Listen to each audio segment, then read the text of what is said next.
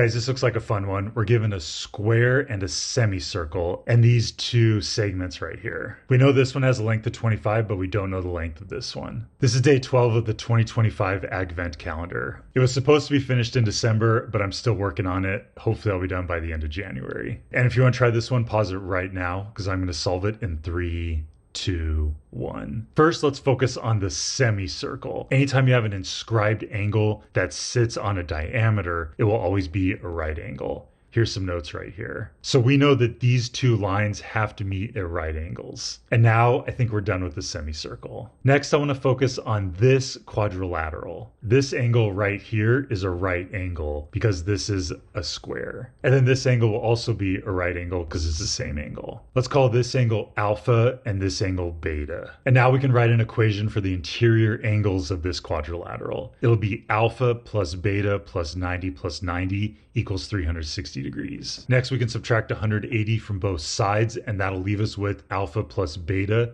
equals 180. So these two angles are going to add to 180 degrees. Next, we can extend this up here, and these two angles will also add to 180 degrees, which means that this has to be alpha. And then we can do the same thing down here. If we extend this one, this angle would have to be equal to beta, because these two add to 180. And now we can update the diagram. This angle right here is equal to alpha, because it's the same thing as this right here. And this angle is also equal to alpha. So we now know this angle is equal to this angle. And now we can clean things up a little bit. For the next step, since this is a square, we know all the sides are congruent, so let's label these two sides as S. And then we can make a copy of the square down here. And I want to get rid of the green segment in this square and get rid of the blue segment in this square. From this point, let's draw this segment perpendicular to this base. And this will also have a length of S. And then from this point, let's draw this horizontal segment perpendicular to this side. And it'll also have a length of S. We just created two right triangles. Let's focus on the two right triangles and set them next to each other. These two triangles are congruent by the angle-angle side theorem. Anytime two triangles have two pairs of congruent corresponding angles and one pair of congruent sides not included between the angles, you know the two triangles are congruent by angle-angle side. And then by CPCTC, we know that this side is congruent to this side. So the question mark has to equal 25. This is the answer to our question. Let's put a box around it. In this given diagram, this question mark is equal to 25.